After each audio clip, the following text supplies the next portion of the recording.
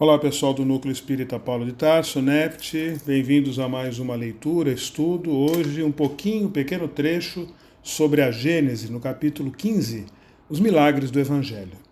Nós vamos falar um pouquinho hoje, nesse trecho, sobre a superioridade da natureza de Jesus. Os fatos relatados no Evangelho, que têm até agora sido considerados como miraculosos, milagrosos, pertencem em sua maioria a ordem dos fenômenos psíquicos, isto é, daqueles que têm por causa primária as faculdades e atributos da alma. Se os aproximarmos daqueles que são descritos e explicados em capítulos anteriores, do próprio Evangelho e da Gênese, sem esforço, a gente reconhece que há entre eles identidade de causa e efeito. A história nos mostra casos análogos em todos os tempos, em todos os povos, uma vez que, desde que existem almas encarnadas e desencarnadas, os mesmos efeitos deverão ser produzidos, por diferentes médiuns, inclusive. A gente está falando aí, no caso, de mediunidade. É certo que se pode contestar sobre esse ponto a veracidade da história. Porém, hoje eles se produzem diante de nós. Agora, isso aqui a gente está falando da época de Kardec, tá certo? Hoje, na nossa época atual, os fenômenos mediúnicos não são tão comuns. E, por assim dizer, naquela época, à vontade. E os indivíduos que nada têm de excepcional, os portadores de mediunidade, não são do nível elevadíssimo do Cristo, eles também podem promover fenômenos mediúnicos. Só o fato da reprodução de um fenômeno em condições idênticas é suficiente para provar que ele é possível. E submetido a uma lei, e que, portanto, aquilo que é tido como milagre não é milagre, tá certo? O princípio dos fenômenos psíquicos repousa, como já foi estudado muitas vezes, sobre as propriedades do fluido perispiritual que constitui o agente magnético sobre as manifestações da vida espiritual durante a vida e depois da morte. Enfim, sobre o estado constitutivo dos espíritos e seu papel como força ativa na natureza.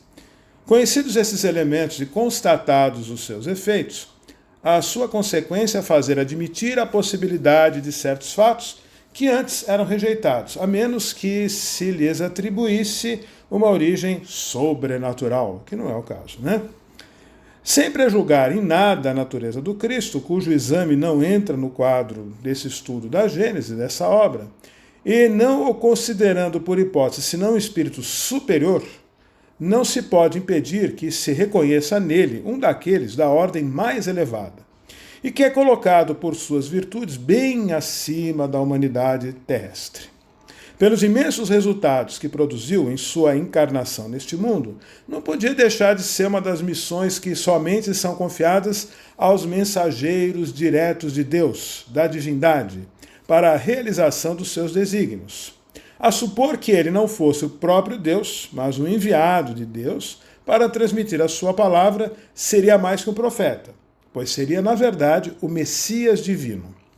Como homem, ele tinha uma organização dos seres carnais, idêntica à nossa, portanto, mas, como espírito puro, destacado da matéria, devia viver na vida espiritual muito mais do que na vida corporal, da qual não tinha as fraquezas, na verdade. A superioridade de Jesus sobre os homens não era relativa às qualidades particulares do seu corpo, mas às do seu espírito, que dominava a matéria de maneira absoluta, e ao seu perispírito, alimentado pela parte mais delicada, mais quintessenciada dos fluidos terrestres.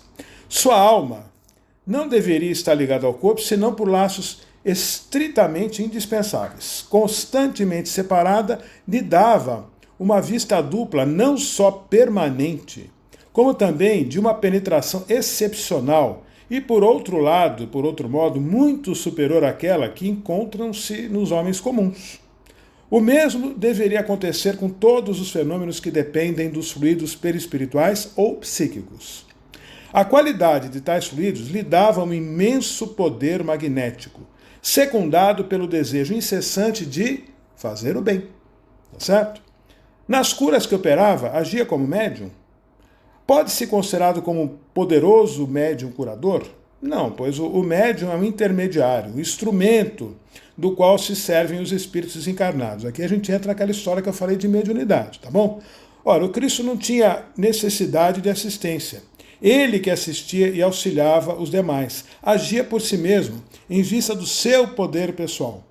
Tal como o fazem ou podem fazer os encarnados em certos casos e na medida das suas forças. Aliás, qual seria o espírito que ousaria insuflar-lhe os seus próprios pensamentos e encarregá-lo de os transmitir?